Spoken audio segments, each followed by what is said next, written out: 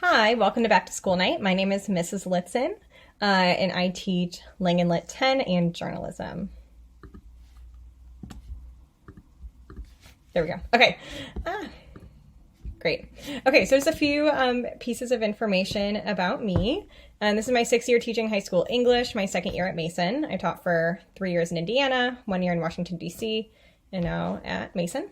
I'm originally from Crown Point, Indiana, which is right outside Chicago. And then I went to Upland, Indiana, which is very tiny, so doubt anybody knows where that is, to Taylor University, which is a small private school. For undergrad, earned my bachelor's in secondary English education there. Then I've been teaching since I graduated. I moved to DC 2 years ago from Indianapolis, and currently I'm pursuing a master's in education from the University of Virginia. I'm focusing on curriculum instruction with an emphasis in instructional technology, which is very relevant to this distance learning situation we're in. So that's been good to learn about that. Over here, I've been married for 3 years to my husband, Matt. And then we have a Bernedoodle puppy. Her name is Harper. She's 2 years old. And some of your students will see her on camera because she sits behind me while I teach a lot of the time, which is really fun. All right, so what I teach, went over this a little bit, but I teach Langen Lit 10. I teach Langen Lit 10 honors, and I teach journalism. So I took over the journalism program from Mr. Laub this year, since he has moved into the assistant principal role. So then I sponsor the LASO, which is the student newspaper, and then junior class student council officers.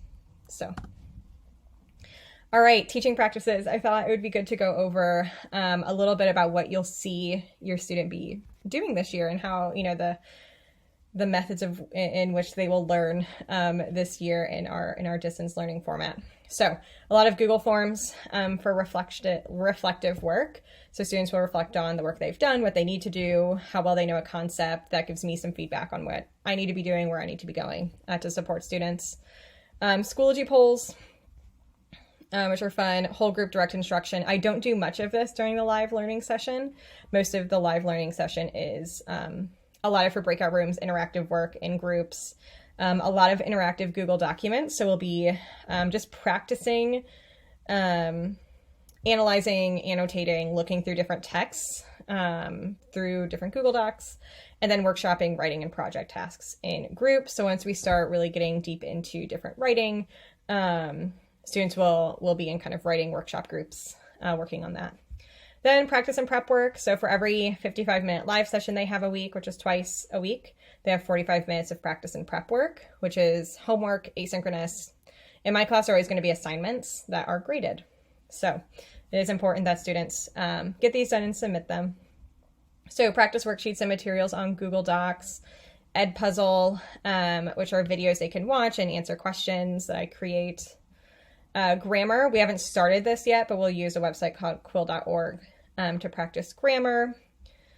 Accessing feedback and revising work. So students do have the opportunity to revise their formative work. I try and get grading back as quick as I can in a timely manner. So everything that your student, if they have turned it in through class 1 of week 3, has been graded and it's in Power School and there's feedback on it. So students can access feedback. I will sometimes ask them to revise work during practice and prep time. Google Forms like quizzes, things like that, Schoology quizzes, and summative tasks will be done a lot of the time, practice and prep asynchronously. So, all right, I teach 2 courses. One is Langen Lit 10, both just like a gen ed section and an honor section. So we look at American literature. Students assess cultural, historical, literary significance of themes in novels, plays, short stories, nonfiction texts, and poetry. So we'll read books like novels, like Catcher in the Rye, The Crucible, Raisin in the Sun, and then we'll read a lot of diverse poetry, short stories, and nonfiction work, which is exciting. So we'll also do a lot of different writing in different genres. So we'll have like research paper, narrative paper, analysis paper, persuasive paper. So covering a lot of ground, which is great. For journalism, some of your students are in both of these courses, which is great. So journalism J1 students, so journalism 1 students, since journalism 1, 2, 3, and 4 students are all in the same class.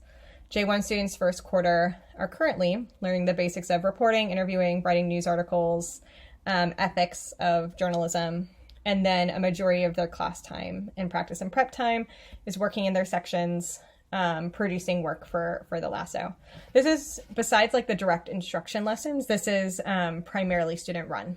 So we have editor-in-chief, we have 3 managing editors, and then we have 5 section editors, and then all of the other students are broken into sections that they write for. So their deadlines are created by their section editors, and then I facilitate and advise and make sure everything is working as it should. So it's exciting. This class does give students a platform to tell the truth about what's happening around them, which is very powerful. And in 2020, there's a lot happening around them right now. So it's a really great outlet to talk and inform and learn how to write in a way that is helpful for other people. All right, grading policies, English 10. Biggest thing you need to know here, it is traditional grading. We are not a standards-based learning course. We have category weights. Everything's in Power School. It is your traditional A through F points grading. I do use the MYP rubrics on summative tasks. So that is similar. And then we use the same conversion chart to convert it to points in an A through F grade. So there's no quarter or semester weights. It's a year-long continuous grading, and it's category weights. So 60% is their summative work, 30% is formative work, 10% is timeliness, which is getting work in on time. So if they turn in an assignment late, it doesn't come off the assignment, it comes out of a timeliness score. And then grades are all in Power School. So even though I do grade work in Schoology, the totality of the grades, everything is in Power School for their course. Journalism, similar, traditional grading. This is weighted by quarter. So students need to submit 3 pieces per quarter. So it's broken up into 4 categories. Participation, which is, are they talking in their sections? Are they doing the lessons during quarter 1 for J1 students? Submissions and deadlines, quality, and then published content. So that's how we break this up into grades. Also, grades will be recorded in Power School if you ever want to check that. Okay, Schoology. So Schoology is where everything is housed. So I just want to show you quickly, and journalism looks similar, how things are organized. So up here, if you want more information on how to navigate the Schoology course, more details, there's a video for that too, right there. Calendly links, this is where students can schedule time to meet with me during the learning support time, which is 11 to 12 every day. And then also the Writing Center, which starts September 15th. So then each unit has a folder. In each unit folder are weekly folders. The most recent week is at the top. And then it's broken down by class. Each class is broken down by the virtual class documents and the practice and prep documents. So if a student, misses something or needs to resubmit something at the beginning, like the description for every week folder has the practice and prep assignments here. So they don't have to click into 3 folders to find the work. They can just see, oh, I need to, resubmit the identifying persuasive strategies and opinion articles for day 1. So I'm just going to go week 3, day 1 practice and prep folder. There it is. I can submit it. So hopefully this makes it easier as we continue adding weeks and days as we keep rolling along this year. So again, if you want a deeper dive on how to navigate Schoology, you can either ask your student. Hopefully they know what they're doing by now. But also there's this video right here that can help.